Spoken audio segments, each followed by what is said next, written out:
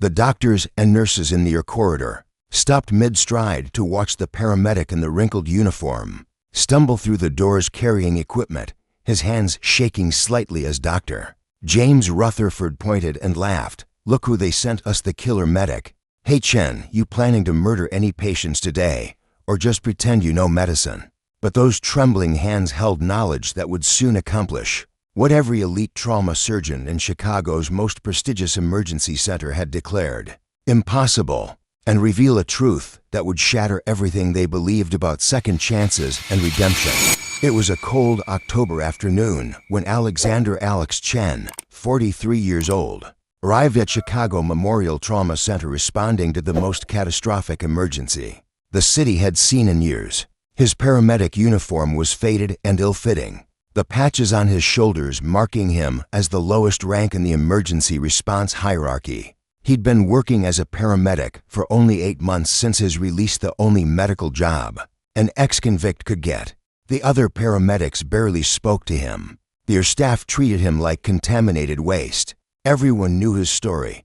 The surgeon who killed a patient, went to prison, and somehow thought he deserved to be around sick people again. Alex moved through the hospital's gleaming corridors like a ghost, carrying equipment, taking vitals, doing the grunt work while real medical professionals saved lives.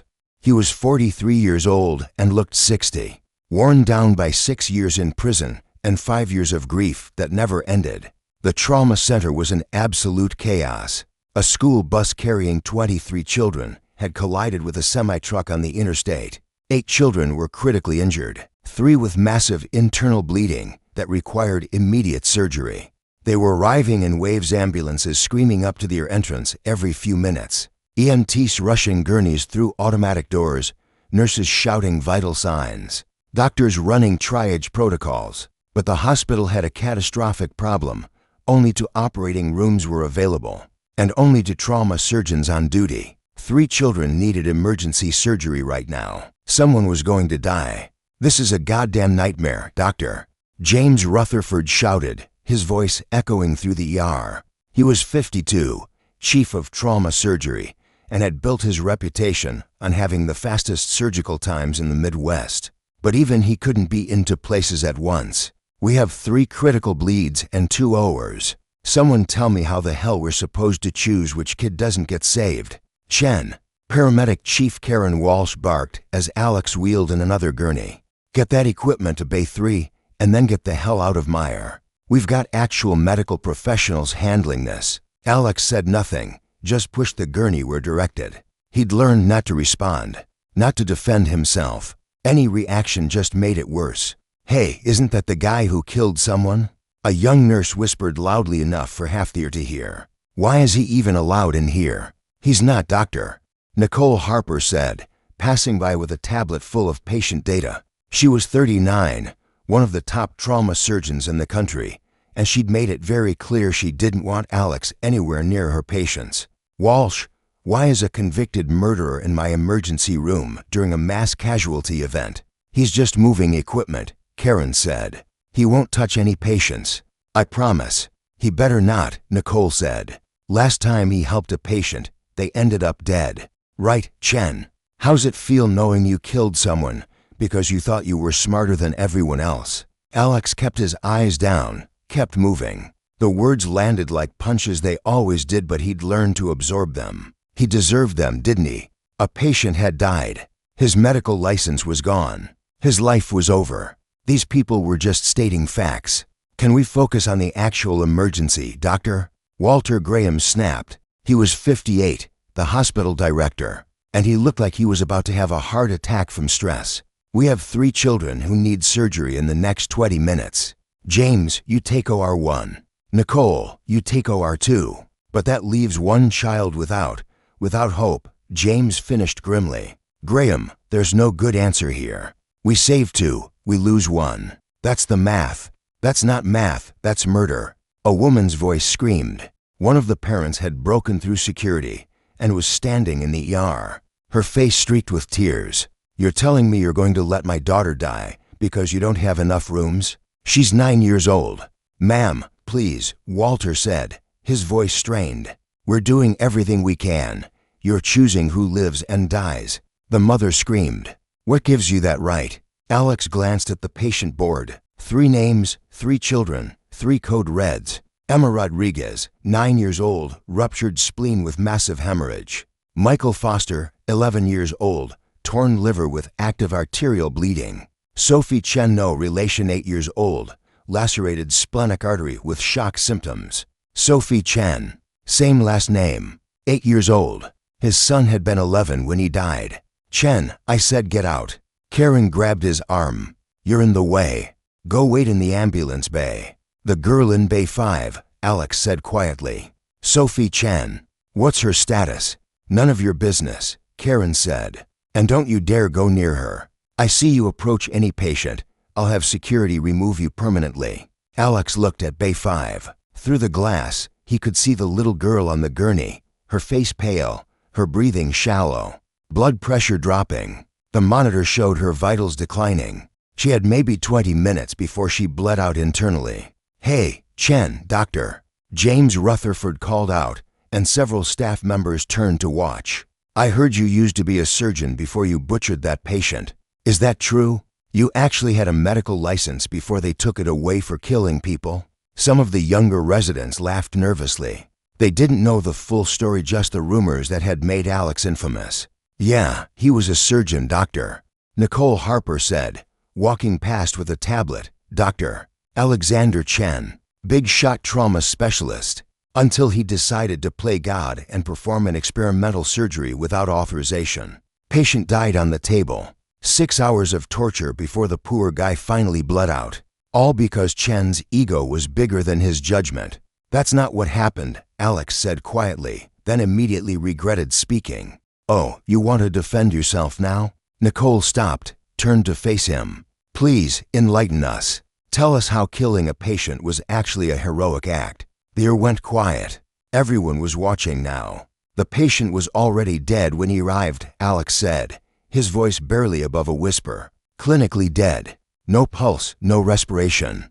I tried an experimental resuscitation technique as a last resort. It worked for 3 hours.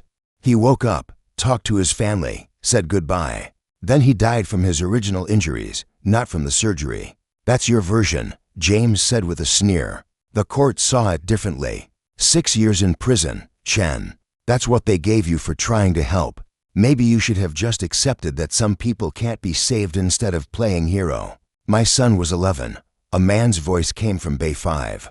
Sophie Chen's father, standing outside the curtain, had heard everything. He looked at Alex with pure hatred. "My daughter is 8. You think I want someone who killed a patient touching her? Stay away from my child, you understand? Stay the hell away." "Sir, he's not going to," a nurse started. "I mean it," the father shouted. "If he comes near Sophie, I'll sue this hospital into the ground. Keep the murder away from my daughter." Alex felt his face burning with shame. He turned and walked toward the exit, past the staring faces, past the whispers, past the judgment. This was his life now, forever marked, forever blamed, forever the man who'd tried to play God and failed. But as he reached the door, he heard it, a monitor alarm from Bay 5. Sophie's blood pressure had dropped to critical levels. She was crashing. "She's coding," a nurse shouted. "BP is 60/40 and dropping. We're losing her. Get her to OR3. James ordered. "OR3 is offline for maintenance." Someone shouted back. "We only have 2 rooms." "Then she waits," James said. "We're already in surgery with the other 2. There's nothing we can." Alex stopped walking. 11 years ago, his son had died in a car accident while Alex was in prison. He hadn't been there, hadn't been able to help, hadn't been able to say goodbye. He'd failed his own child, but maybe, just maybe, he could save someone else's. He turned and walked back into the ER. "Chen, what are you doing?" Karen demanded. "I told you to leave." Alex ignored her and went straight to Bay 5. Sophie's father stepped in front of him, fury in his eyes. "I told you to stay away from. Your daughter has a lacerated splenic artery," Alex said calmly. "She's bleeding into her abdominal cavity. In 15 minutes, she'll be dead. I can save her. Right here, right now. No operating room needed." "You're insane," the father said. "You're a paramedic. You can't perform surgery in a hallway. I'm a trauma surgeon, Alex said. Or I was. And your daughter doesn't have 15 minutes to wait for an OR. She has maybe 10. I can do this in 18 minutes. I've done it before. Many times. You're a convicted felon, doctor. Nicole Harper appeared, her face furious. Chen, you touched that child. I'll have you arrested for practicing medicine without a license. Then arrest me, Alex said. But Sophie will be alive when they put the handcuffs on. He looked at Sophie's father. Sir, I know you hate me. I know what you've heard. But right now, I'm the only person in this hospital who can save your daughter in time. Let me try. Please. The father looked at his daughter, at the monitors showing her life slipping away, at the chaos of the ER where every surgeon was occupied. Then he looked at Alex, really looked at him, and saw something there. Desperation, purpose. Truth. If you hurt her, the father said, his voice shaking, I'll kill you myself. Fair enough, Alex said. He turned to the nurses. I need a crash cart, local anesthetic, scalpel, retractors, and suture kit. Now, you can't be serious, a young resident said. You're going to perform abdominal surgery in Inner Bay. That's impossible. That's how battlefield trauma surgery works, Alex interrupted. When there's no OR, no time, and no options. I need those supplies in 30 seconds or this child dies. Your choice. The nurses looked at each other, at Sophie's declining vitals, at the father's desperate face, at Alex's steady hands and confident voice. One nurse, an older woman named Patricia, grabbed the crash cart. I'll assist. Everyone else, either help or get out of the way. Patricia, you can't. Nicole started. Watch me, Patricia said. She'd been an ER nurse for 30 years. She'd seen enough dying patients to know when someone needed to break the rules. Chen, what do you need first? Local anesthetic, lidocaine if you have it, Alex said, already positioning Sophie for the procedure. His hands had stopped shaking. This was what he was born to do. This was who he really was, beneath the shame and the uniform and the years of punishment. Chen, I'm calling security, doctor. Walter Graham shouted. You're committing a crime. Then I'll add it to my record, Alex said. But this girl lives. Patricia, prep the site. Everyone else, if you're not helping, back up and give me room. He looked at Sophie's pale face, at her closed eyes, at the monitor showing her slipping away. And he thought about his son, about Emma Rodriguez and Michael Foster in the operating rooms, about all the patients he'd saved in his former life, about the one patient he couldn't save, the one who'd cost him everything. I won't fail you, he whispered to Sophie. I won't fail another child. Not ever again. And then Dr. Alexander Chen, convicted felon and disgraced surgeon, began to perform the impossible. His hands moved with a speed and precision that seemed almost supernatural. The scalpel traced a perfect line across Sophie's abdomen, not the long incision of traditional surgery, but a minimal access point that would let him reach the bleeding artery with the least trauma. Retractor, Alex said, his voice calm and steady. Patricia handed it to him. She'd seen thousands of surgeries in her career, but she'd never seen hands move like this. Fast but controlled, decisive but careful, every movement purposeful, nothing wasted. Their staff had stopped what they were doing to watch. Even those who'd been mocking Alex minutes before were now silent, staring at the impossible scene unfolding in Bay 5. He's going to kill her, doctor, Nicole Harper said, but her voice lacked conviction now. She was watching those hands, watching the technique, and something wasn't adding up. This wasn't a desperate paramedic fumbling through a procedure. This was a master surgeon at work. BP stabilizing, Patricia called out, reading the monitors. 90/60. He's controlling the bleed. That's impossible, Nicole whispered. He's been in there 45 seconds. You can't locate a splenic artery in 45 seconds. But Alex had. His fingers worked inside Sophie's abdomen with the confidence of a surgeon who'd done this procedure hundreds of times. He found the torn artery, isolated it, began the delicate work of repair. Suture, he said. Patricia handed him the needle. His hands moved in a blur, placing stitches so precise they looked like they'd been done by a machine. The torn vessel began to close, the bleeding slowed, and Sophie's blood pressure continued to rise. Jesus Christ, a young resident breathed. "Who is this guy? That's what I'd like to know, doctor."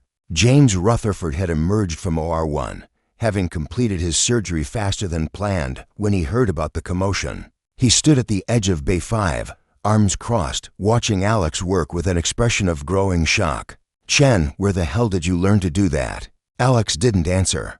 He was in the zone now, in that place where time stretched and every movement flowed from instinct honed by thousands of hours in the OR. This was who he really was. Not the broken paramedic, not the convicted criminal, but the surgeon who'd once been the fastest and most skilled trauma specialist in the country. 12 minutes after he began, Alex placed the final suture. He checked his work, confirmed the artery was secure, and began closing the incision. "BP is 110/70, Patricia announced.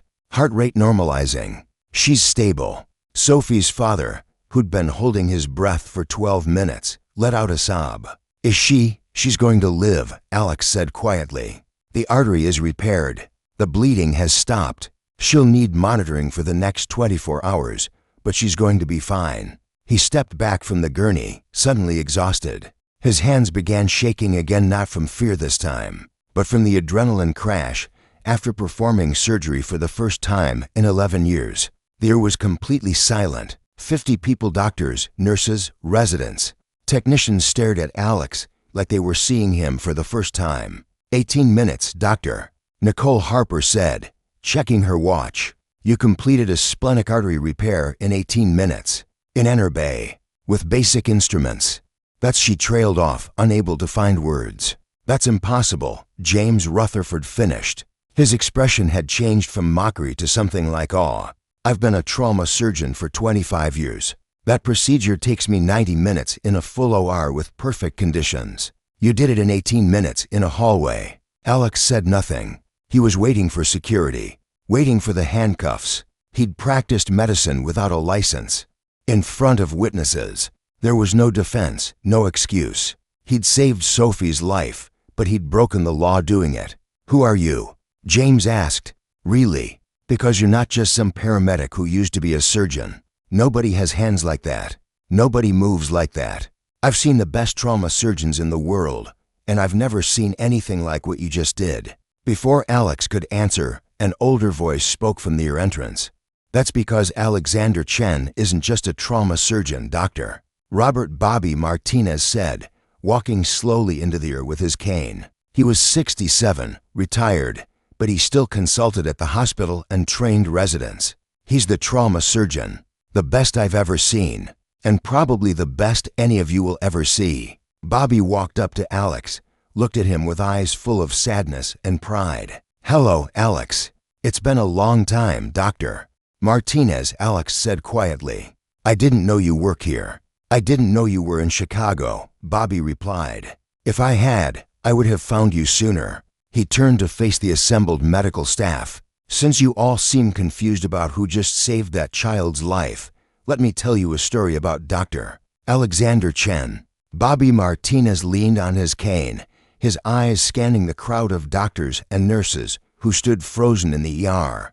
11 years ago, Alexander Chen was a legend. He held the national record for fastest trauma response times. He could perform procedures in half the time of any other surgeon without sacrificing precision. Hospitals from Boston to Los Angeles tried to recruit him. He turned them all down because he believed in serving communities that needed him most, not chasing the biggest paychecks. If he was so great, why is he a paramedic now, doctor?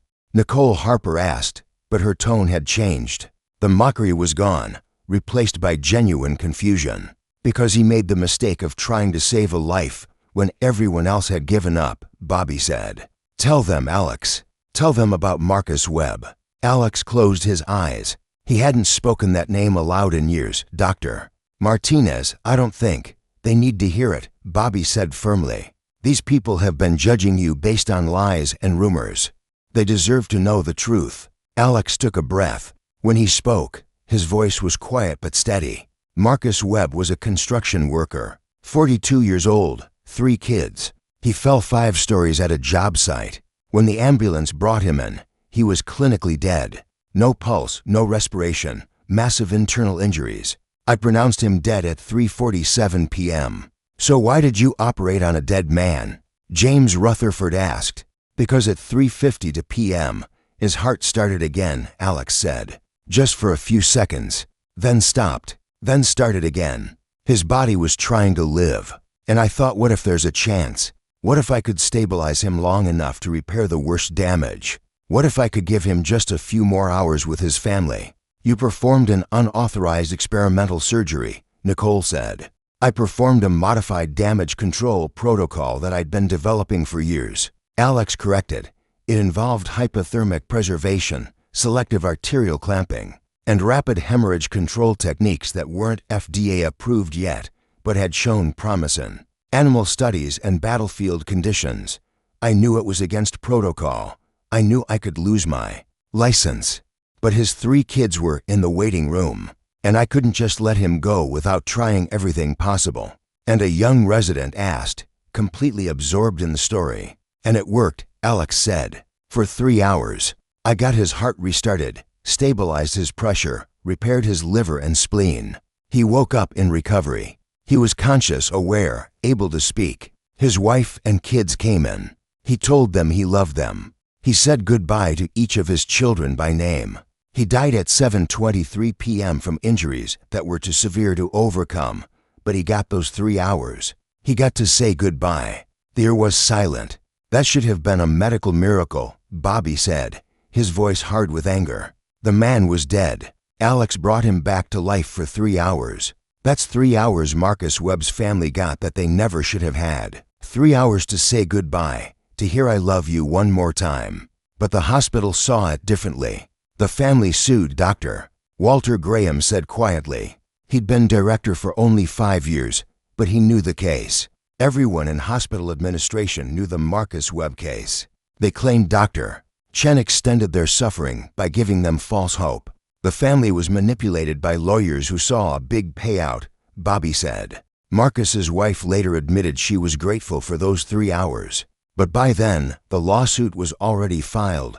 The media had made Alex a villain, and the hospital needed a scapegoat to avoid a larger wrongful death claim. So they threw me under the bus, Alex said flatly. Testified that I acted recklessly, without authorization, endangering the patient. Never mentioned that the patient was already dead. Never mentioned the 3 hours he got with his family. The jury convicted me of negligent homicide. 6 years in federal prison. That's insane, Patricia, the nurse said. You gave that family a gift. You gave them closure. I gave them 3 hours and took 6 years from my own family, Alex said, his voice breaking slightly.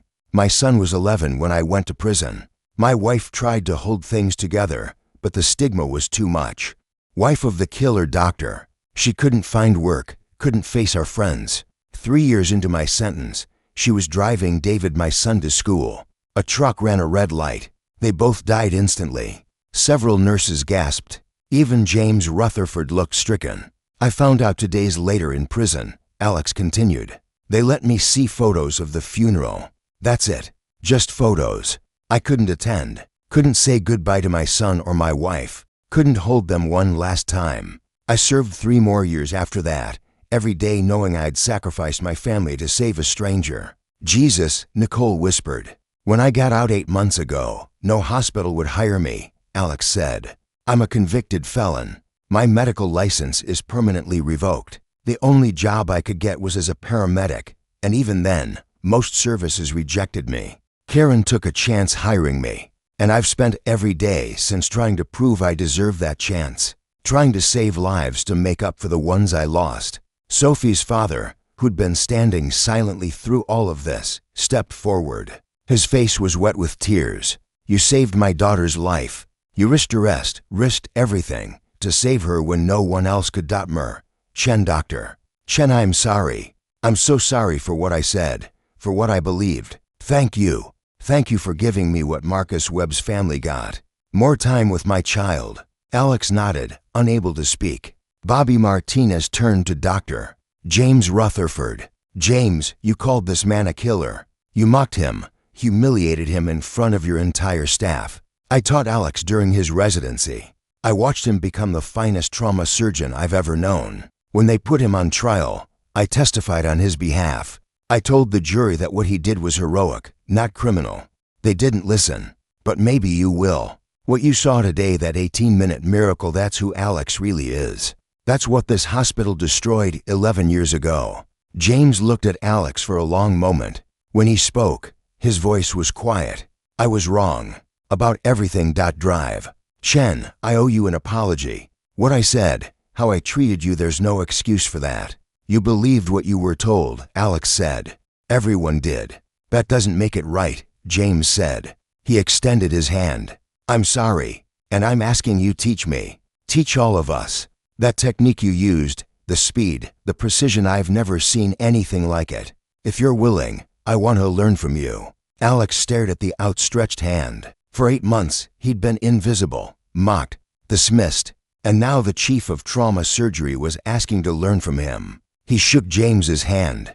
I'll help however I can, but I can't practice medicine. I'm not licensed. I'm not. We'll figure that out, Walter Graham said. The hospital director stepped forward, his expression troubled. Dr. Chen, what you did today was technically illegal, but it was also ethically correct and medically brilliant. I'm going to speak with the state medical board. I'm going to petition for your license to be reviewed. And in the meantime, I'm creating a consulting position for you. You can't perform surgery, but you can teach, advise, and train our surgeons in advanced trauma techniques. Walter, he's a convicted felon, Doctor, Nicole Harper said, but her tone was uncertain now. The liability is my problem, not yours, Walter said. Nicole, you saw what I saw. That man just saved a child's life in impossible conditions. I've been a hospital administrator for 30 years, and I've never seen anything like that. We'd be fools not to learn from him. Nicole looked at Alex, really looked at him for the first time. You made me look bad, Chen. I'm one of the top trauma surgeons in this hospital, and you just did in 18 minutes what would take me 2 hours. I should hate you for that. But you don't, Bobby said, smiling slightly. Because you're a real surgeon, Nicole. And real surgeons recognize excellence when they see it. Nicole crossed her arms. I want to learn that technique. The minimal access approach, the rapid hemorrhage control. If you can teach me to be half that fast, I could save twice as many patients. I can teach you, Alex said. All of you. Everything I know. But I need you to understand what I did today was dangerous. It only works because I've done it hundreds of times. In the field, in combat zones, in places where there was no OR, no backup, no safety net. You can't just attempt this without proper training. Then train us, James said. Properly, thoroughly. Turn this hospital's trauma team into what you used to be. Before Alex could respond, Paramedic Chief Karen Walsh stepped forward. She'd been standing silently in the back, watching everything unfold. Her face was pale. Alex, she said quietly, I owe you an apology too. I knew your record when I hired you. I knew what you'd been convicted of. But I thought maybe you deserved a second chance. Then I let everyone else's opinions poison mine. I watched them mock you, humiliate you, and I didn't defend you. I should have. I'm sorry. You gave me a job when no one else would, Alex said. That's more than I had any right to expect. It's not enough, Karen said. You're better than a paramedic, Alex. You're better than all of us. And I'm going to help Walter petition the medical board. You belong in an OR, not on an ambulance. Karen's right, Bobby said. Alex, I've spent 11 years regretting that I couldn't save you from that conviction. I testified, I fought, but it wasn't enough. Let me fight for you again. Let me help get your license back. Alex felt something he hadn't felt in years, hope. Dangerous, fragile hope that maybe his life wasn't over. That maybe he could be a surgeon again. I don't know if they'll listen, he said. The conviction is permanent. The license revocation is. Nothing is permanent, Bobby interrupted. Not when you have proof that the conviction was unjust. Not when you have testimony from some of the best surgeons in Chicago saying you're a miracle worker. Not when you have the hospital director and chief of trauma surgery petitioning on your behalf. And not when you have patients who are alive because of you, Sophie's father added. He was still standing by his daughter's bedside, holding her hand as she began to wake from sedation. Dr. Chen, my daughter is 8 years old. She has her whole life ahead of her because you refused to give up on her. I'll testify. I'll go to the medical board, the governor, the president if I have to. You gave me back my child. That's not something I'll ever forget." Alex looked around the air, at the doctors who'd mocked him now looking at him with respect, at the nurses who'd whispered about him now watching him with admiration, at Bobby Martinez, his old mentor, standing there with tears in his eyes, at Sophie Chen, alive and breathing, because he'd broken the rules one more time. "Okay," Alex said quietly, "okay. I'll try. I'll teach, I'll train.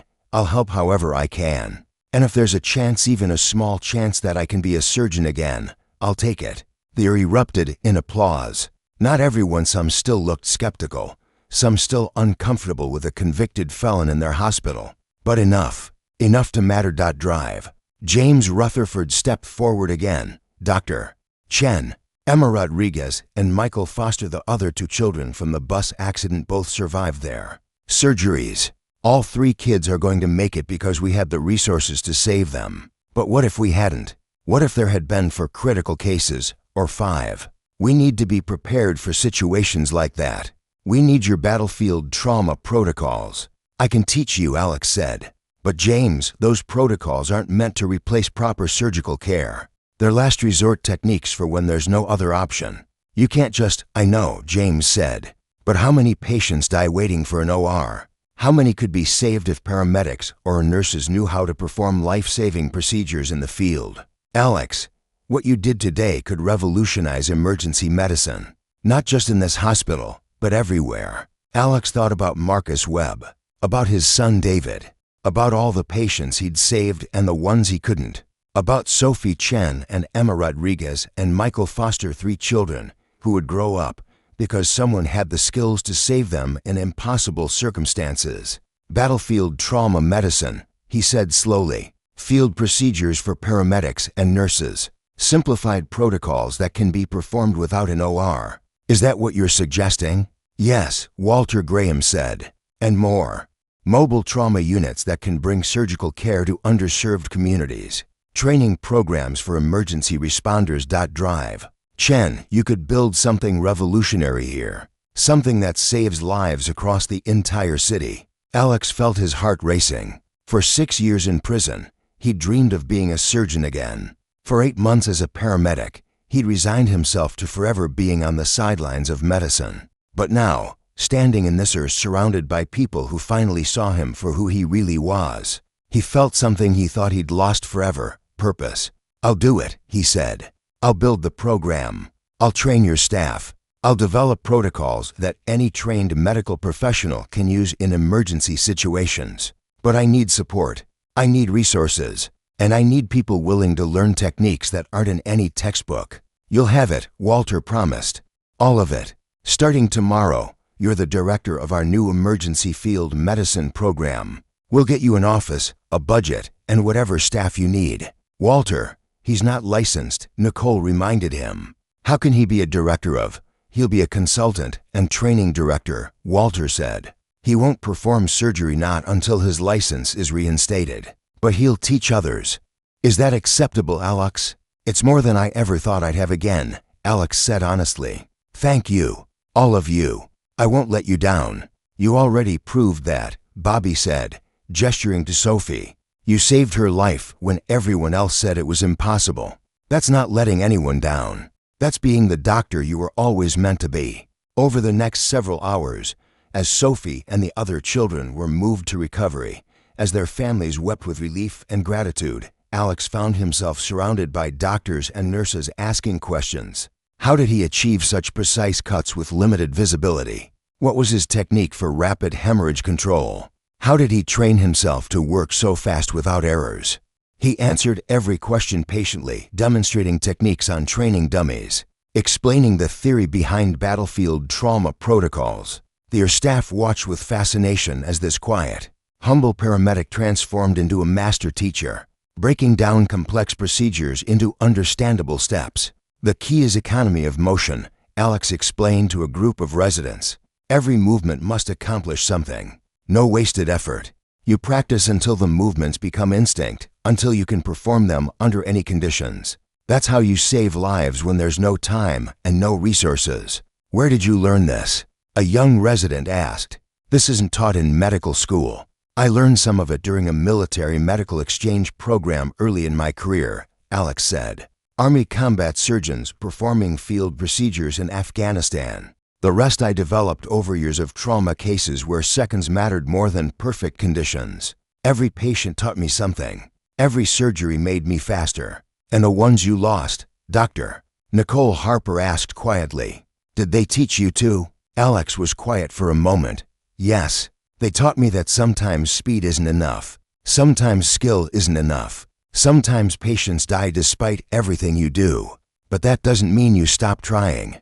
It means you learn from it, get better, and save the next one. Marcus Webb, Nicole said. He taught you something too, didn't he? He taught me that rules exist for a reason, but sometimes the right thing to do is break them, Alex said. He taught me that 3 hours with your family is worth 6 years in prison. And he taught me that medical licensing boards care more about liability than life. We're going to change that, Bobby said. Alex, I've already called 3 colleagues on the state medical board. They remember your case. They remember the controversy. 2 of them voted against your license revocation, but were outvoted. They're willing to review your case if we can provide new evidence. What kind of evidence? Alex asked. Testimony from today, Bobby said. Video footage of you saving Sophie. Statements from the surgeons here. Documentation of your techniques and their success rates. We build a case that your conviction was unjust and that you've proven you're still an exceptional surgeon. That could take years, Alex said. Or months, Bobby countered. Especially if we have the support of Chicago Memorial's administration and trauma department. Walter, are you in? Completely, Walter Graham said. I'll testify personally.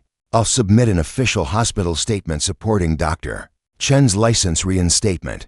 And I'll make it clear that we want him on our surgical staff the moment he's cleared. Alex felt tears stinging his eyes. After 11 years of punishment, shame, and loss, people were fighting for him, believing in him, giving him a second chance he thought he'd never deserve. I don't know what to say, he managed. Say you'll keep doing what you did today, James Rutherford said. Say you'll teach us, train us, make us better surgeons. Say you'll build that emergency medicine program and save lives that would otherwise be lost. That's all the thanks we need. I will, Alex promised.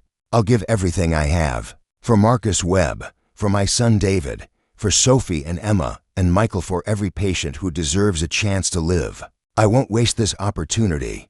Good, Bobby said, smiling. Because we have a lot of work to do. Starting with getting you out of that paramedic uniform and into proper surgical scrubs. I can't wear scrubs, Alex protested. I'm not authorized to. You're the director of emergency field medicine, Walter interrupted. You'll wear whatever the director of an emergency medicine program wears. And in this hospital, that's scrubs. Consider it part of your consulting role. For the first time in 11 years, Alex smiled.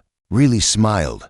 Not the broken, defeated expression he'd worn as a paramedic, but the confident, purposeful smile of a surgeon who knew his value and his calling. All right, he said. Scrubs it is. When do we start? How about now? James said. I have a patient in OR2 with complex abdominal trauma. I'd appreciate your consultation on the approach. Not performing the surgery, he added quickly, seeing Alex's hesitation. Just advising. Teaching me your techniques.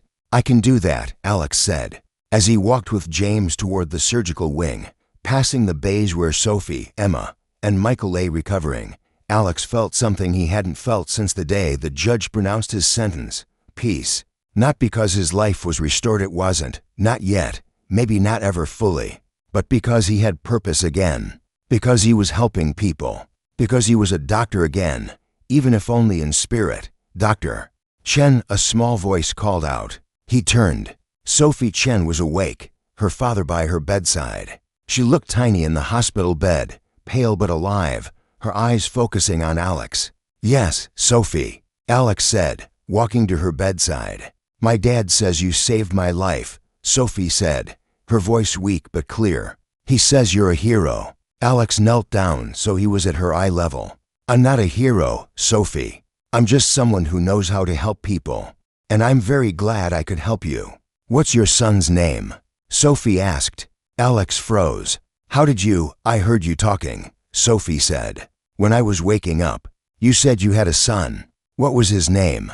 David, Alex said softly. His name was David.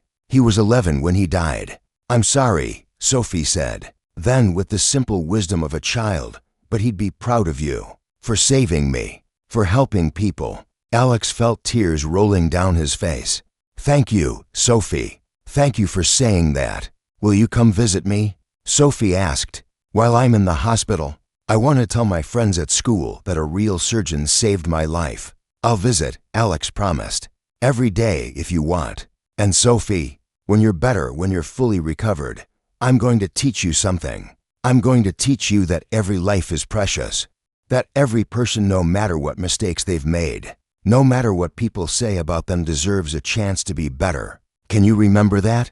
I'll remember, Sophie said seriously, because you gave me a chance to live. So I'll give other people chances too. Alex stood, composed himself, and rejoined James in the hallway. As they walked toward the OR, he felt lighter than he had in years. The shame was still there, it would probably always be there. The grief over his son, over his wife, over Marcus Webb and the life he'd lost that would never fully heal. But now there was something else to hope, purpose. A chance to rebuild not just his own life, but to help others. To train a new generation of surgeons who understood that sometimes saving a life meant breaking the rules. To create programs that brought medical care to people who would otherwise die waiting. You know what I'm going to do, Alex said as they reached the OR viewing gallery. After we finish with your patient. What? James asked. I'm going to write a protocol manual. Alex said, every battlefield technique I know, every rapid procedure that can save lives in impossible conditions. I'm going to document it all, get it peer-reviewed, and distribute it to every hospital, every paramedic service, every medical school in the country. That's ambitious, James said. That's necessary, Alex corrected. How many Marcus Webbs are out there? How many patients die because the standard of care says nothing can be done? How many families lose someone because surgeons follow protocol? Instead of fighting for every possible chance, you're going to change emergency medicine, James said. You know that, right? What you're proposing, it's revolutionary. It's overdue, Alex said. Medicine should be about saving lives, not avoiding lawsuits. About giving families every possible moment with their loved ones. Not giving up when the odds look bad. Marcus Webb got 3 hours because I refused to accept that he was beyond saving.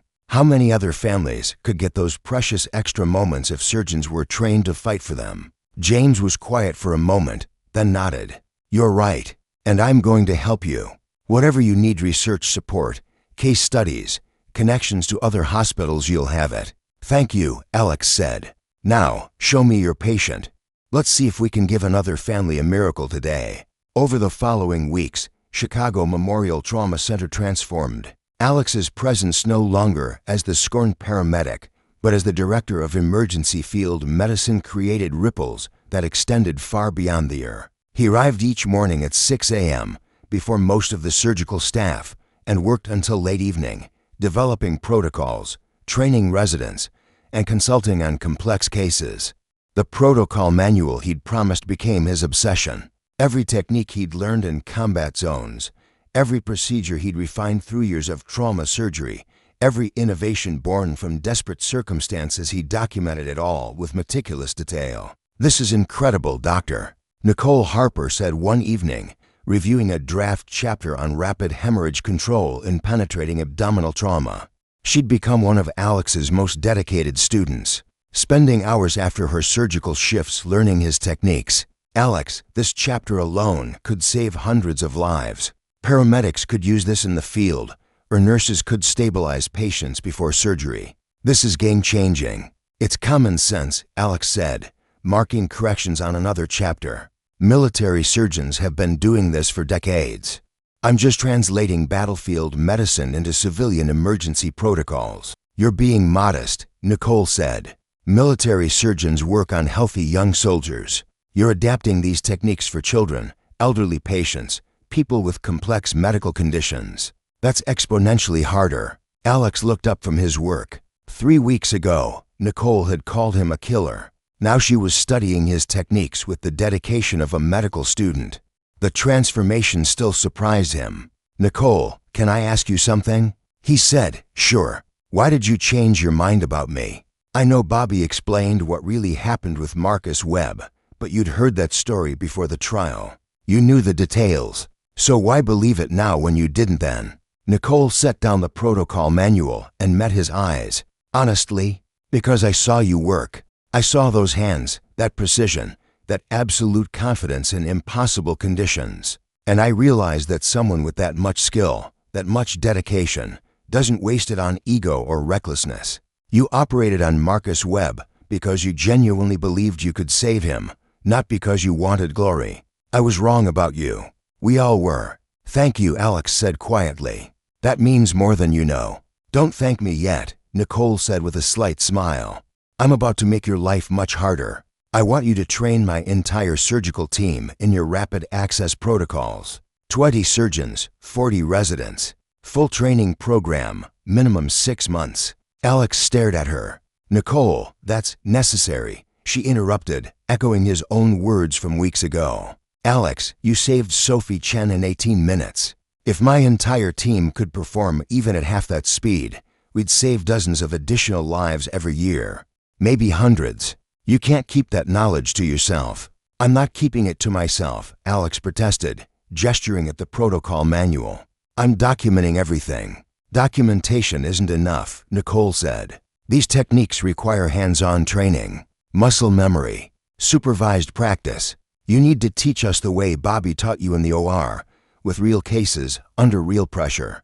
"I can't be in the OR," Alex reminded her. "No medical license, remember?" "You can observe," Nicole said. "You can consult. You can guide us through procedures via intercom from the observation gallery. Until your license comes through, that's how we'll do it. After your license is reinstated, you can supervise directly." "If my license is reinstated," Alex said. "Nicole, there's no guarantee the medical board will." "They will," a voice said from the doorway. Bobby Martinez entered, looking more energized than Alex had seen him in weeks. "I just got off the phone with Dr. Sarah Williamson, chair of the State Medical Licensing Board. She's reviewed the petition. She wants to meet with you next week." Alex's heart jumped. "Meet with me? Bobby, what does that mean?" "It means she's considering reinstatement," Bobby said, grinning. "It means 11 years of fighting might finally pay off. Alex, she's seen the footage of you saving Sophie. She's read testimony from James, Nicole, Walter, and 15 other physicians at this hospital. She's reviewed your prison record exemplary behavior, completed multiple medical correspondence courses, never had a single disciplinary incident. She's impressed." "Impressed isn't the same as convinced," Alex said, trying not to hope too much. "No, but it's a start," Bobby said. "She wants to interview you personally, assess your current medical knowledge, possibly observe you consulting on cases. If you pass her evaluation, she'll recommend full license reinstatement to the board." Alex sat down heavily. For 11 years, he'd believed his surgical career was over. Permanently, irreversibly. Now, suddenly, there was a chance. "What if I fail?" he asked quietly. "What if she decides I'm not fit to practice?"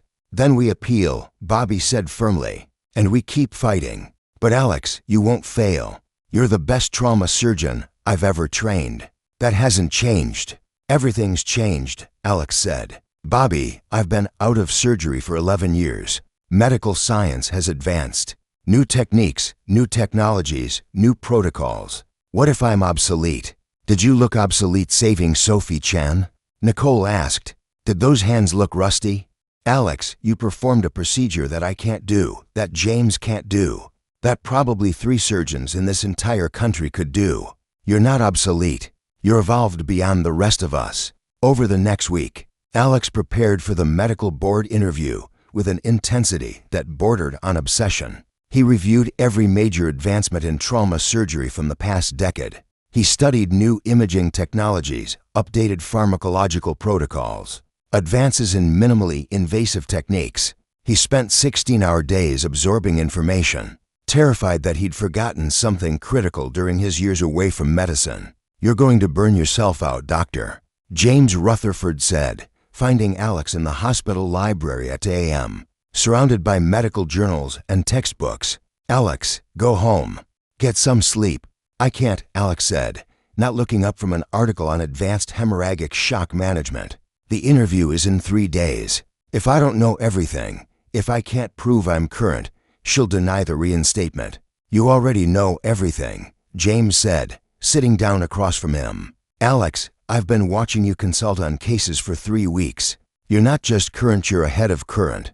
The techniques you've been teaching us, the protocols you're developing, they're more advanced than what's in those journals." "That's not enough," Alex said. "I need to prove I understand standard practice, not just battlefield improvisation."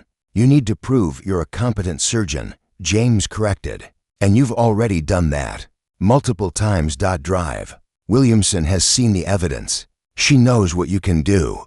This interview isn't about testing your knowledge, it's about assessing whether you've learned from your past, whether you can be trusted to practice medicine responsibly. Alex finally looked up. "And have I learned from my past? Because I'd do it again, James. If a patient came in clinically dead and I thought there was any chance to save them, I'd try the same thing I did with Marcus Webb. Does that make me unsuitable to practice medicine?" James considered this carefully. "No. It makes you the kind of doctor I'd want treating my family. But Alex, you can't just do whatever you think is right without regard for protocol. There has to be balance. You have to work within the system even when the system is imperfect." "The system let my son die," Alex said bitterly. "The system sent me to prison for trying to save a life. The system protects hospitals and insurance companies while patients suffer. How do I work within that?" "By changing it from inside," James said. "You can't fight the system from the outside, you just get crushed. But from inside, as a licensed surgeon with institutional support, you can advocate for patients, develop better protocols, train other doctors to think differently. That's how real change happens." Alex was quiet for a long moment. Then when Marcus Webb died, his oldest daughter was 16. "She came to my trial. She testified that I gave her father 3 more hours of life, 3 hours to say goodbye, and that she'd be forever grateful. The jury didn't care. They convicted me anyway. That girl, she'd be 27 now. Does she still remember those 3 hours? Or does she just remember that a doctor went to prison for trying to save her father?" "I don't know," James admitted. "But Alex, you can't save Marcus Webb retroactively. You can't bring back your son. All you can do is save the next patient and the one after that. That's how you honor their memory, by using what you learned from losing them to save others." "Is that what I'm doing?" Alex asked. "Or am I just trying to prove that Marcus Webb's death wasn't meaningless? That my son's death wasn't for nothing? Does it matter?" James asked. "If the result is saving lives, does it matter why you're doing it?" Before Alex could answer, both their pagers went off simultaneously. Mass casualty incident. Factory explosion on the south side. Multiple critical injuries incoming. They ran for the ER. The next 4 hours were chaos. 17 patients arrived in waves: burns, crush injuries, traumatic amputations, blast trauma. They are transformed into a war zone triage center, with Alex coordinating care from the center of the storm. Bay 3, sucking chest wound. "Needs immediate decompression," Alex called out, his voice cutting through the chaos with absolute authority. Bay 5, crush injury to lower extremities, probable compartment syndrome, prep for fasciotomy.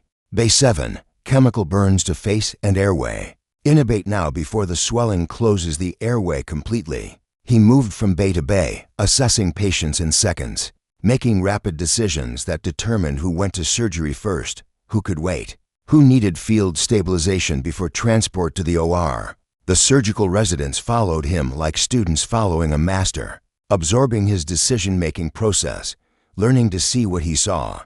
"Dr. Chen," a nurse called out. Bay 9, patient crashing, BP dropping fast. Alex ran to Bay 9. A man in his 30s, factory worker, massive abdominal trauma from a piece of flying machinery. Blood pressure 70/40 and falling. No available OR. They were all occupied with other critical cases. Alex assessed the injury in 3 seconds. Splenic rupture with active hemorrhage. The patient had maybe 5 minutes before he bled out. "Get me a crash cart, local anesthetic," and surgical kit, Alex said. We're doing this here. Alex, you can't, James Rutherford said, appearing at his shoulder. Your license, he's going to die in 5 minutes. Alex said, there's no OR available, no time to wait. I can save him right here, right now, the same way I saved Sophie Chen. But I need you to authorize it. Make it your call, not mine. That way if something goes wrong, it's on your license, not mine. James looked at the patient's monitors, at the blood pressure still dropping, at the man's pale face and shallow breathing. Then he looked at Alex's steady hands and confident eyes. Do it, James said. I'm authorizing emergency field surgery under my supervision. I take full responsibility. Good enough, Alex said. He turned to the nurses. I need that equipment now. And someone get Dr. Harper. If this goes well, I want her to see the technique firsthand. What happened next would become legendary in Chicago Memorial's history. In 11 minutes, 7 minutes faster than Sophie Chen's procedure, Alex performed a field splenectomy in Inner Bay with limited equipment and half the hospital staff watching through the bay windows. His hands moved with mechanical precision, every cut exact, every movement purposeful. He removed the ruptured spleen, ligated the bleeding vessels, and closed the incision while James Rutherford stood beside him calling out vital signs and providing moral support. When it was over, the patient's blood pressure stabilized at 95/60. He'd survive. They erupted in applause. Not polite, professional recognition, but genuine, amazed celebration. They just witnessed something that shouldn't be possible. 11 minutes, Nicole Harper said, checking her watch. She'd arrived in time to see the final sutures. Jesus Christ, Alex, you just removed a ruptured spleen in Inner Bay in 11 minutes. That's not medicine. That's magic. It's practice, Alex said, his hands shaking now from adrenaline as they always did after surgery. 11 years ago, I could do it in 9. I'm rusty. You're rusty? Nicole laughed in disbelief. Alex, I've been a trauma surgeon for 12 years. My best time for a splenectomy is 48 minutes. In a fully equipped OR. With perfect conditions. You did it in 11 minutes in a hallway with basic instruments. You're not rusty. You're superhuman. I'm motivated, Alex corrected. That man has a family. I saw his wedding ring. Maybe kids. They don't have to lose him today because I can work fast, Doctor. Sarah Williamson had been standing unnoticed at the back of the ear, observing. She stepped forward now, her expression unreadable. Dr. Chen, she said. I'm Sarah Williamson, chair of the State Medical Licensing Board. I came to observe the trauma center's operations as part of my evaluation. I wasn't expecting to witness an unlicensed surgeon performing emergency abdominal surgery in Inner Hallway. The ear went silent. Everyone turned to look at Alex, at Dr. Williamson, at the legal nightmare that was about to unfold. It was my call, James Rutherford said immediately. I authorized the procedure. I supervised. If there's any liability, there's no liability, Dr. Williamson said. The patient is alive because Dr. Chen performed an emergency life-saving procedure when no other option existed. That's exactly what surgeons are supposed to do. She looked at Alex. It's also the most extraordinary piece of surgical skill I've witnessed in 35 years of medicine. Drive. Chen, I came here to interview you. I think I've seen everything I need to see. Your license reinstatement hearing is scheduled for next month. I'll be recommending full approval. Alex couldn't speak. He just stood there, hands still shaking, trying to process what he'd just heard. However, Dr. Williamson continued, I have some conditions. First, you'll undergo a formal competency evaluation. 3 months of supervised surgical practice to confirm your skills are consistent. Second, you'll complete an ethics review course focused on appropriate use of experimental techniques.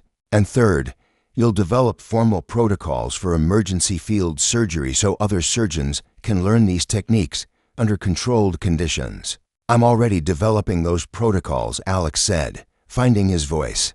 The manual is nearly complete, and I'll do whatever evaluations you require. Drive. Williamson, thank you. Thank you for giving me this chance. Don't thank me yet, Dr. Williamson said. You still have to pass the hearing. The full board has to vote. There will be objections. Some members still believe your original conviction was correct, but Dr. Chen, after what I just witnessed, I'm going to fight for you. Medicine needs surgeons like you, surgeons who will break the rules to save lives. When the rules don't make sense.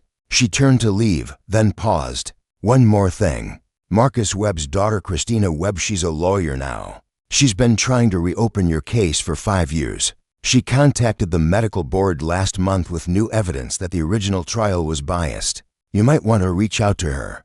I think she'd like to know the man who gave her father 3 more hours is finally getting justice. After Dr. Williamson left, they remained silent for several heartbeats. Then Bobby Martinez started clapping. James Rutherford joined him. Nicole Harper, the nurses, the residents. Within seconds, the entire staff was applauding again, but this time for a different reason. Alex felt tears streaming down his face. He didn't try to hide them. I need to sit down, he said. Patricia, the veteran nurse who'd assisted with Sophie Chen's surgery, led him to a chair in the staff break room. She brought him water, made him drink it, and sat with him while he processed everything that had just happened. You know what this means, Patricia said gently. In a few months, you'll be Dr. Alexander Chen again. Licensed, legitimate. No more hiding in paramedic uniforms. No more watching from the sidelines.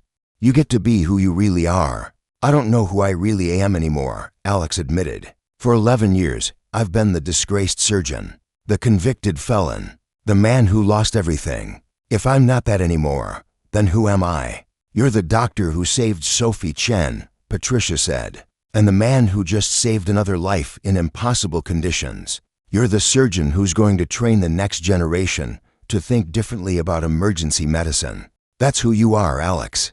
That's who you've always been, even when the world tried to tell you otherwise. Over the following weeks, as news of Dr. Williamson's recommendation spread through Chicago's medical community, Alex became something of a celebrity. Medical journals requested interviews.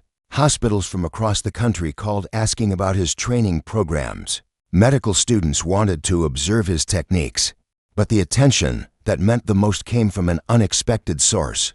Christina Webb walked into Chicago Memorial on a cold November morning, asked for Dr. Alexander Chen, and waited in the lobby until he came down from a training session. She was 27 now, a civil rights attorney, and she looked so much like her father that Alex felt his breath catch. Dr. Chen, she said, extending her hand. I'm Christina Webb. I don't know if you remember. I remember, Alex said. You testified at my trial. You said I gave your father 3 more hours.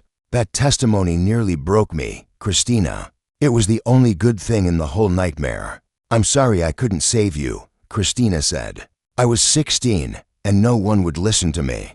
They said I was traumatized, that I didn't understand what had happened. But I did understand. You tried to save my dad when everyone else had given up. You gave our family a gift, 3 hours to say goodbye, to tell him we loved him, to have closure. That's something most families never get.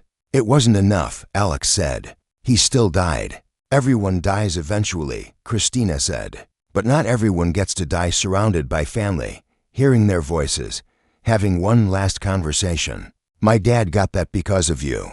Do you know what his last words were? Alex shook his head, unable to speak. He said, "Tell that surgeon thank you. Tell him he gave me everything I needed," Christina said, tears running down her face. He knew he was dying. He knew those 3 hours were borrowed time. But he was grateful. We all were. And when they convicted you, when they sent you to prison, it felt like the system punished you for doing the exact right thing. It did, Alex said simply.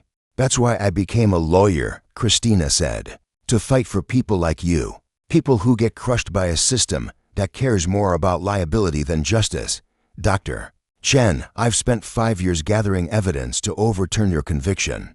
I have testimony from 3 jurors who say they were pressured to vote guilty. I have emails from hospital administrators discussing how to manage the narrative. I have expert witness testimony that your technique was medically sound. I can't get your 6 years back. I can't bring back your son. But I can clear your name. If you'll let me. Christina, Alex said, his voice breaking. You don't owe me anything. You gave me my father for 3 more hours, Christina said. That's a debt I can never repay. But I can try. Will you let me try? Alex pulled her into a hug. This young woman who'd been a devastated teenager at his trial, who'd lost her father despite his best efforts, who'd somehow turned that grief into a mission to help him. She represented everything he'd been fighting for. Second chances, redemption, justice delayed but not denied. Yes, he said. Thank you, Christina. Thank you for not giving up on me. Never, she said. You didn't give up on my dad. I won't give up on you. 3 months later, Dr.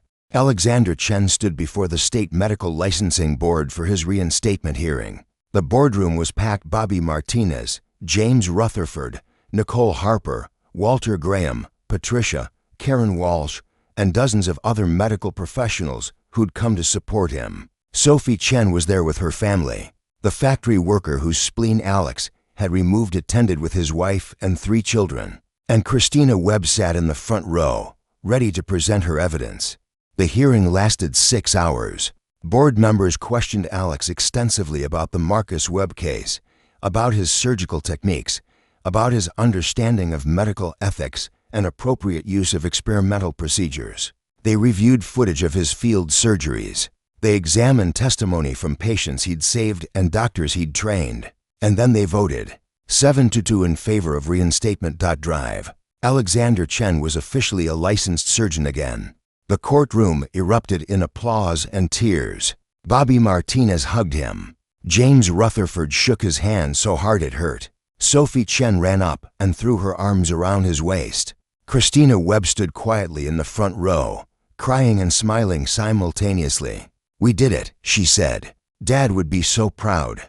He'd be proud of you, Alex said. You became exactly what the world needed, someone who fights for justice, even when the system makes it impossible. That evening, Chicago Memorial held an impromptu celebration. In the hospital cafeteria, someone brought champagne, someone else brought cake. The entire trauma department showed up to celebrate not just Alex's reinstatement, but what it represented: a broken system acknowledging its mistakes, a second chance given to someone who deserved it. Justice finally served after 11 years of waiting. Speech. Someone called out. Others took up the chant. Speech, speech. Alex stood reluctantly, uncomfortable with the attention, but unable to deny these people who'd fought so hard for him. I don't know what to say, he began. 11 years ago, I went to prison for trying to save a life. I lost my medical license, my career, my family. I spent 6 years believing I'd destroyed everything good in my life for 3 hours with a dying patient. But today, standing here with all of you, I understand something I didn't before. He paused, gathering his thoughts. Those 3 hours weren't a mistake. They were the right thing to do. Marcus Webb deserved every possible chance to live, even if that chance was small. My son David deserved a father who fought for patients instead of following rules that don't make sense. And every patient who comes through these doors deserves doctors who'll do whatever it takes to save them, not doctors who protect themselves first. So thank you. Thank you, Bobby, for never giving up on me. Thank you, Christina, for fighting for justice when no one else would. Thank you, James, Nicole, Walter, Karen, Patricia, all of you who saw past the conviction to who I really am. And thank you to Sophie, to the factory worker whose name I still don't know, to every patient who trusted me to save them despite my past. Alex's voice grew stronger. But this isn't just about me. This is about changing how medicine works. I'm going to spend the rest of my career training surgeons to think differently about emergency care, to see impossible situations as challenges, not dead ends, to value life over liability, patients over protocols. The manual I've been writing, it's finished. 500 pages of battlefield trauma techniques adapted for civilian emergency medicine. It's going to be published next month, distributed free to every hospital, every medical school, every paramedic service in the country. The room burst into applause again. And I'm not stopping there, Alex continued. I'm establishing a mobile trauma program. We're going to bring emergency surgical care to underserved communities, neighborhoods that don't have access to trauma centers, areas where an ambulance ride to the hospital means a patient bleeds out before arrival. We're going to train paramedics and nurses to perform life-saving procedures in the field. We're going to save lives that the current system abandons." "That's ambitious," someone called out. "That's necessary," Alex said, echoing his frequent refrain. How many people die every year because they don't have access to emergency care? How many Marcus Webbs are out there dying because the closest trauma center is 40 minutes away? How many families lose someone they love because medicine values procedure over innovation?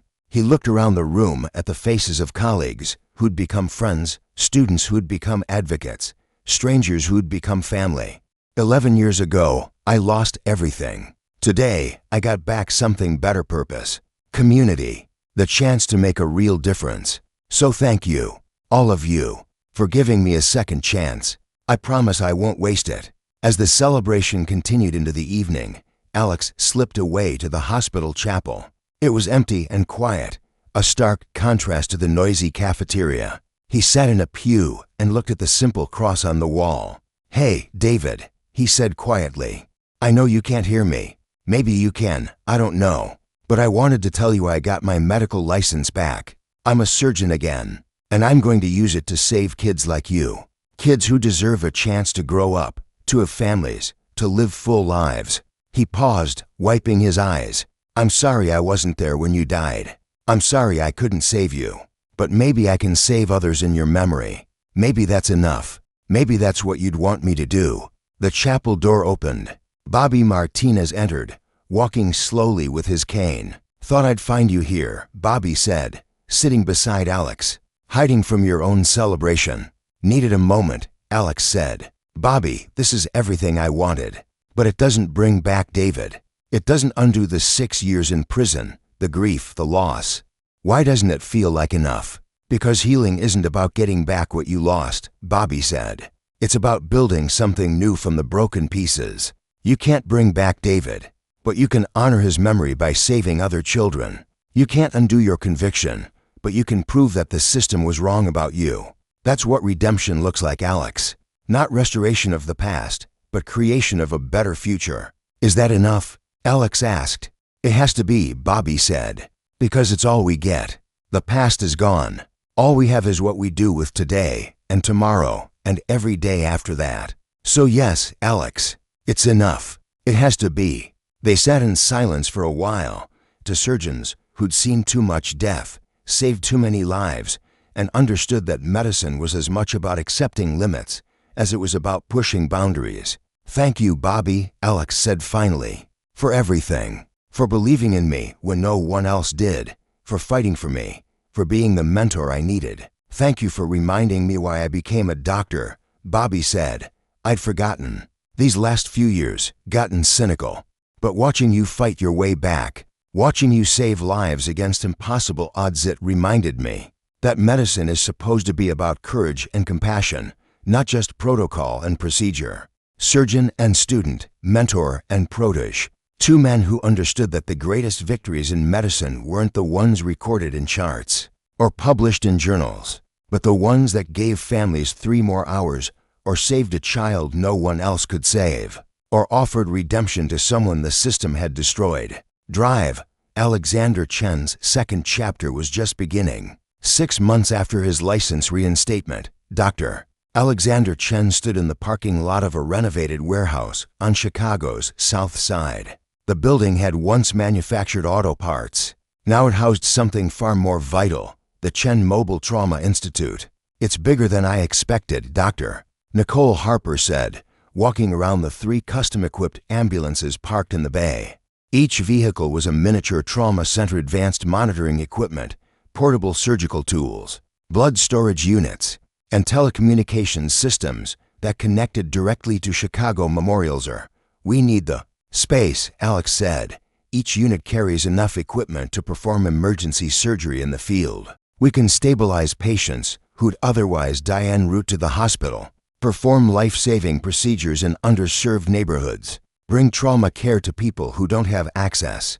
"And you're training paramedics to do surgical procedures?" Nicole asked, still somewhat skeptical of the concept despite months of preparation.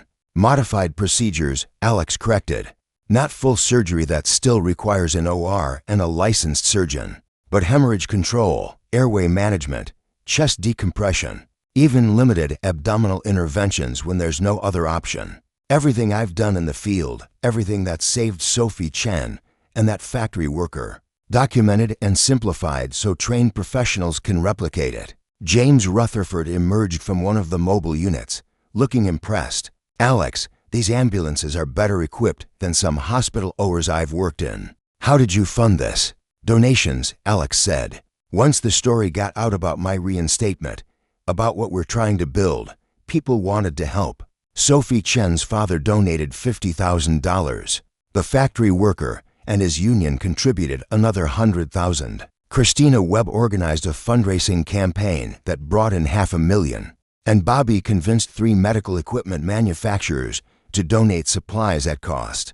It's extraordinary," James said. "When do you launch?" 2 weeks, Alex said. "We have 12 paramedics completing the advanced training program, 6 nurses who volunteered to work in the mobile units. And Nicole has agreed to supervise the medical protocols and serve as backup surgical support. Someone has to keep you from getting too creative," Nicole said with a slight smile. "You're brilliant, Alex, but you need someone to occasionally remind you that not everyone can perform an 11-minute splenectomy. That's why we have protocols," Alex said. "Step-by-step procedures that any trained professional can follow.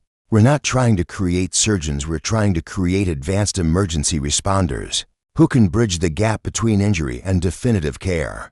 Dr. Walter Graham arrived with a small group of city officials and medical board representatives. They'd come to tour the facility before the official launch to ensure everything met regulatory requirements. "Dr. Chen," Walter said, "I have to admit, when you first proposed this 6 months ago, I thought it was impossible. A mobile surgical program operating in city neighborhoods, performing procedures that normally require an OR? It sounded like medical fantasy. It's battlefield medicine adapted for urban trauma," Alex said. "Military surgeons have been doing this for decades in combat zones. I'm just bringing those techniques home and making them available to civilians." "And you've already trained 12 paramedics to surgical standards?" one of the city officials asked skeptically. "To advanced emergency response standards," Alex clarified. "They can't perform surgery independently, they're not surgeons, but they can recognize critical situations, perform stabilization procedures, and keep patients alive long enough to reach definitive care. That's the gap we're filling, Dr." Sarah Williamson, who'd championed Alex's license reinstatement, walked through one of the mobile units with meticulous attention. She examined equipment, reviewed protocol manuals, questioned the trained paramedics about their preparation. Finally, she emerged and faced Alex. "It's revolutionary and terrifying, and exactly what emergency medicine needs." Drive. "Chen, you have my full support. I'll recommend that the medical board approve this program for a 1-year trial period." "Thank you," Alex said. "Dr. Williamson, I know this is unconventional. Unconventional is what saves lives when conventional fails." She interrupted. "You proved that 11 years ago with Marcus Webb. You proved it again with Sophie Chen. Now you're going to prove it on a larger scale. Just promise me one thing." "What's that?" "Document everything," Dr. Williamson said. "Every procedure, every outcome, every lesson learned. If this works, and I believe it will, other cities will want to replicate it. You're not just building a program for Chicago. You're creating a model for the entire country." The Chen Mobile Trauma Institute launched on a rainy Tuesday morning in April. The first call came within hours of a construction accident in a neighborhood 40 minutes from the nearest trauma center. A worker had been struck by falling steel beams, suffering massive abdominal trauma. Alex rode in the mobile unit, watching his trained paramedics work with practiced efficiency. They arrived on scene in 12 minutes, assessed the patient in 30 seconds, and made the critical decision: the worker wouldn't survive a 40-minute ambulance ride. They needed to stabilize him here. Dr. Chen, the lead paramedic, Marcus Johnson, looked to Alex for guidance. Suspected liver laceration with active hemorrhage. BP dropping. "We need to control the bleed before transport. You know the protocol," Alex said calmly. "Follow your training. I'm here to supervise, not to take over." Marcus nodded and turned to his team. prep for emergency hemorrhage control. I need the surgical kit, portable ultrasound, and blood products ready. We're doing this exactly like we trained." Alex watched as his students performed the procedure he'd taught them: rapid assessment, minimal access incision, targeted hemorrhage control. It wasn't as fast as he could do, it wasn't as precise, but it was effective. 28 minutes later, the worker's bleeding was controlled, his blood pressure stabilized, and he was being loaded into the ambulance for transport to Chicago Memorial. "You did it," Alex told Marcus as they rode to the hospital. "You saved that man's life." "We did it," Marcus corrected. "You trained us, Dr. Chen. You gave us the knowledge and the confidence to act when seconds mattered. That's what saved him." At the hospital, James Rutherford met them in the ER. He examined the patient, reviewed the field procedure notes, and looked at Alex with something like awe. "Your paramedics performed a temporary liver hemorrhage control in the field," James said. "Alex, that's not supposed to be possible." "It wasn't," Alex said. "Until now. That's what this program is about, James. Making the impossible routine. Saving patients who'd otherwise die before reaching help." Over the following months, the mobile trauma units responded to dozens of calls. A shooting victim in a neighborhood with no nearby hospital stabilized in the field. Transported successfully, survived. A child hit by a car in a remote suburb hemorrhage controlled on scene. Arrived at the trauma center alive instead of dead. An industrial accident with multiple casualties, triage and stabilization performed. Before ambulances even arrived, saving 3 lives that would have been lost. The success rate was extraordinary. Of 47 critical patients treated by the mobile units in the first 6 months, 43 survived. That was a survival rate of 91%, far exceeding typical outcomes. For severe trauma in underserved areas, medical journals took notice. The New England Journal of Medicine published a case study. JAMA featured Alex's protocols. Hospitals from Los Angeles to New York called asking for training materials and implementation guidance. But the recognition that meant the most to Alex came from an unexpected source. On a cold November evening, exactly 1 year after his license reinstatement, Alex received a call from a name he hadn't heard in years: Emma Webb, Marcus Webb's widow. "Dr. Chen," she said, her voice shaking slightly. "I don't know if you remember me." "I remember," Alex said. "Mrs. Webb, I'm so sorry. Don't apologize," she interrupted. "Please. I called because Christina told me about everything you've done. The mobile trauma program, the lives you've saved, the protocols you've developed. And I realized that Marcus's death, those 3 hours you gave us, they weren't meaningless. They were the beginning of something bigger." Alex couldn't speak. "Marcus died," Emma continued. "But because of what happened, because you fought to save him even when it cost you everything, you learned how to save others. 43 people are alive because you refused to give up on my husband. That's not a failure, Dr. Chen. That's a legacy. I wish I could have saved him," Alex said, tears running down his face. "You did save him," Emma said. "For 3 hours. 3 hours, my daughters, and I got to say goodbye, to tell him we loved him, to have closure. And then you took what you learned and saved 43 more people. Marcus would be so proud. I'm proud. Thank you, Dr. Chen. Thank you for not giving up, even when the system tried to destroy you, for doing the right thing." That night, Alex sat in his small apartment, the same one he'd moved into after his release from prison, and thought about the journey from paramedic to surgeon, from convicted felon to medical innovator, from broken man to builder of something that would outlive him. On his desk sat 3 photographs. David, his son, forever 11 years old, forever smiling. Marcus Webb, the patient who'd cost him everything and given him purpose. And Sophie Chen, 8 years old, alive and healthy because someone refused to accept that she was beyond saving. "I kept my promise," Alex said to the photographs. "I didn't waste the second chance. I built something that matters, something that saves lives, something that proves that the greatest victories in medicine aren't the ones that follow the rules, they're the ones that break the rules when the rules don't make sense." He opened his laptop and began writing. Not protocols this time, not medical procedures. A letter to every medical student, every young doctor, every future surgeon who'd face the choice between following procedure and saving a life. To whoever reads this, 11 years ago, I tried to save a dying patient using an experimental technique. It worked for 3 hours before the patient died from injuries too severe to overcome. For trying, I was convicted of negligent homicide. I lost my medical license, spent 6 years in prison, and lost my family while I was incarcerated. I'm telling you this not to discourage you, but to prepare you. Medicine isn't about following perfect protocols and avoiding risk. It's about fighting for patients when everyone else has given up. It's about giving families 3 more hours with their loved ones, even if those hours cost you everything. It's about believing that every life deserves every possible chance, even when the odds are terrible and the system punishes innovation. Yes, I was destroyed for doing the right thing. Yes, I lost years of my life. Yes, the system is broken and punishes doctors who challenge it. But I'd do it again. Because Marcus Webb got to say goodbye to his daughters. Because Sophie Chen is alive.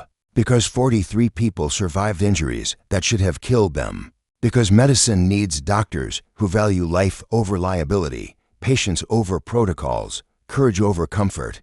So when you face that impossible choice, when you have a patient everyone says can't be saved, when the protocol says give up, but your instinct says try, I'm telling you, try. Document everything. Follow every safety measure you can. Get whatever authorization is possible, but try.